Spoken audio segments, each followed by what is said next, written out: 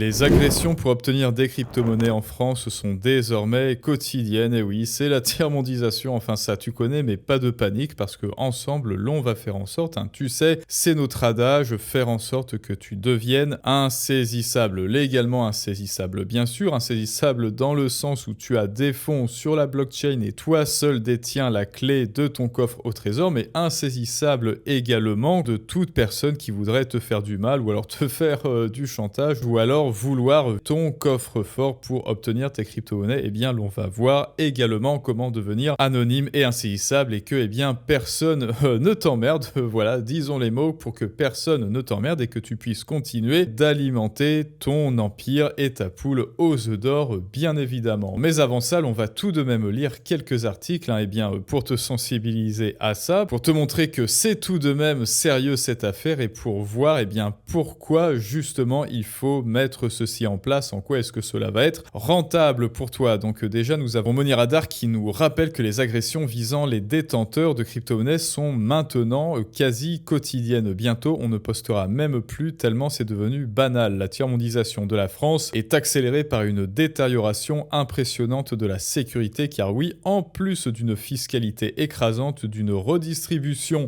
que l'on peut qualifier de corruption et d'une police qui menace ceux qui nourrissent le peuple, aujourd'hui ce sont vos vies qui sont en danger puisque la justice ne vous protège plus, sans parler de la délation et des agents de l'État qui donnent des cibles aux criminels. Alors bien sûr, la première des solutions, c'est de ne pas parler.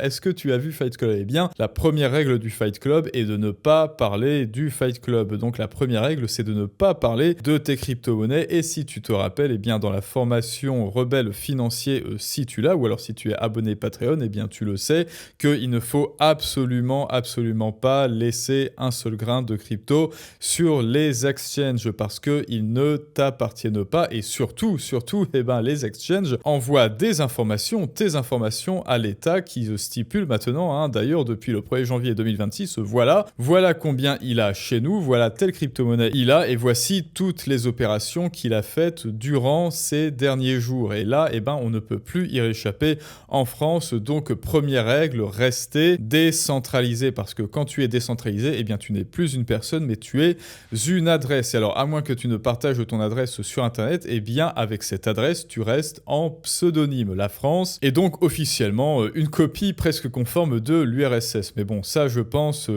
que tu le sais, si tu me suis bien sûr sur YouTube sur les 3 derniers jours. Donc la France, Cryptost nous dit, a connu 3 tentatives de kidnapping liées aux crypto-monnaies, ce qui correspond effectivement à une par jour. Dans le même temps, on apprenait qu'une employée des impôts informait un mystérieux commanditaire, mystérieux pas tant que ça, sur le patrimoine crypto de certains contribuables. Et à ton avis, comment est-ce que l'État connaît bien le patrimoine crypto de certains contribuables? Eh bien, une fois de plus, les exchanges centralisés, et maintenant, eh bien, depuis la loi au 1er janvier 2026, cela ne va faire que s'accélérer. C'est bien pour cela que je t'ai plutôt conseillé de passer en achat à peer-to-peer qui te protège et pour lequel tu n'as pas forcément besoin de KYC. Pourquoi? Parce que c'est ton portefeuille à toi et cela ne regarde personne, tout simplement. Ensuite, nous allons lire, juste avant d'entrer dans les solutions concrètes, enfin si tu comptes rester en France bien évidemment, depuis plusieurs mois, nous dit Asher, on voit une multiplication d'enlèvements et de tentatives de kidnapping visant des détenteurs de crypto en France. Ce phénomène n'apparaît pas par hasard, il est le résultat d'un alignement très problématique de plusieurs facteurs. Premièrement, tant qu'il n'existera pas une crainte réelle, tangible d'une sanction pénale lourde et systématique, ces crimes continueront. Aujourd'hui, le risque encouru par les auteurs est trop faible au regard de la gravité des faits. Bah oui, tu parles une petite tape sur les doigts, un petit stage de civisme, c'est pas bien, vous avez coupé les doigts des gens pour leur crypto, c'est pas bien. On parle de violence extrême, de séquestration, parfois de tentatives. Alors c'est pas pour te faire peur que je te dis ça, mais évidemment je te dois la vérité. Oui, ça arrive, mais heureusement, ça c'est pour ceux qui laissent fuiter leurs données. Enfin non, ils ne les laissent pas fuiter, mais bien sûr que l'État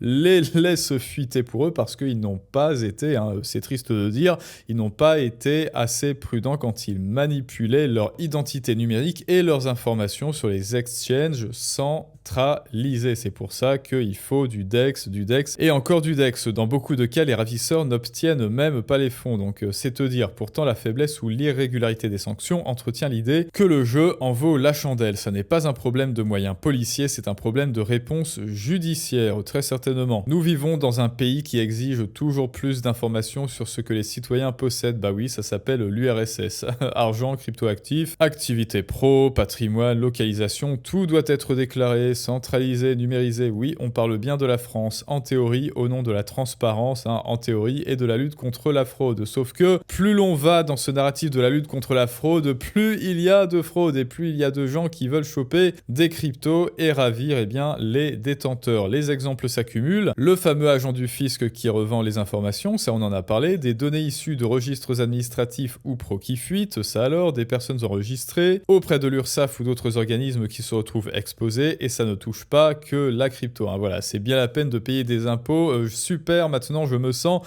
en parfaite sécurité avec tout ce que je paye, n'est-ce pas? Des détenteurs d'armes à feu, parfaitement légaux, pratiquant le tir sportif, contraints de déclarer en ligne leur adresse personnelle, le nombre d'armes détenues, leur lieu de stockage, avant que ces registres ne fassent eux aussi l'objet de fuite. À chaque fois, le schéma est le même, l'État impose que tu déclares et centralise les données. Évidemment, phase 2, les données ont fuité, et phase 3, profit mais pas pour toi, jamais la sécurité est insuffisante, les informations circulent et ce sont les citoyens qui deviennent des cibles. Il y a une forme d'accoutumance collective qui me dégoûte. C'est vrai que maintenant, on se dit, bah ouais, c'est la routine quoi, c'est normal, on est en France. Voilà, la France, c'est vraiment le nouvel Équateur quoi. Plus personne ne semble réellement choqué. On continue d'ajouter des obligations déclaratives dans un contexte où l'insécurité augmente. Non mais c'est ça en fait. Plus on nous demande des informations au nom de la sécurité, vous inquiétez pas, on a toutes vos infos maintenant, vous êtes en sécurité, et plus l'insécurité augmente. Et donc, quelle est la solution pour toute cette insécurité qui est due à la fuite des informations? Eh bien, on te demande encore plus d'informations. Génial, merci l'État français.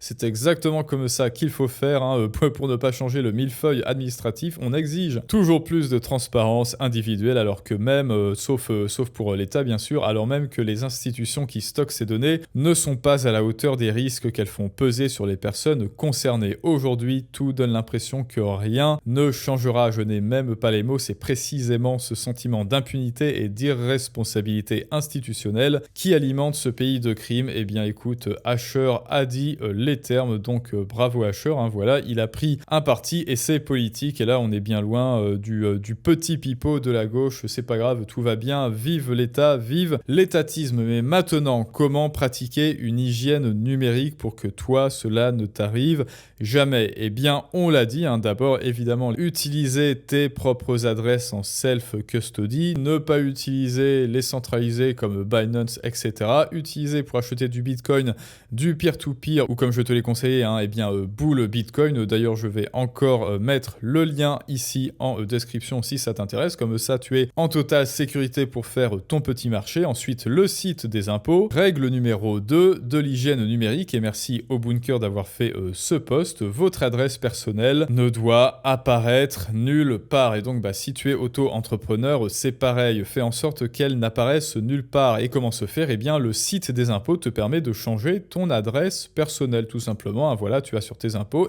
et tu changes ton adresse. Mais en quelle adresse?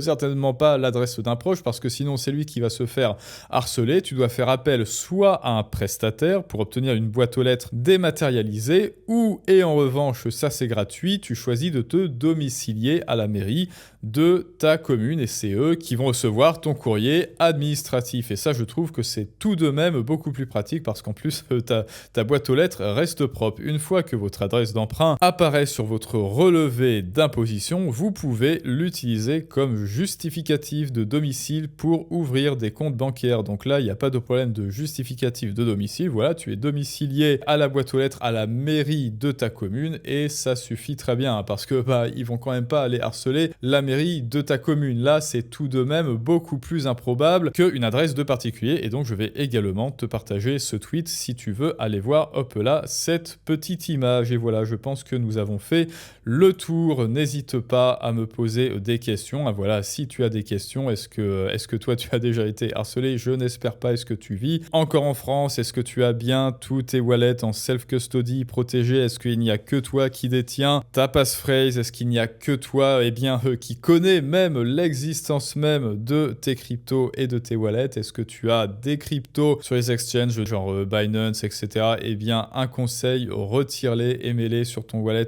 personnel. Et maintenant, je te dis à très bientôt pour de prochains conseils en finance, investissement. Mais ça, c'est une autre histoire.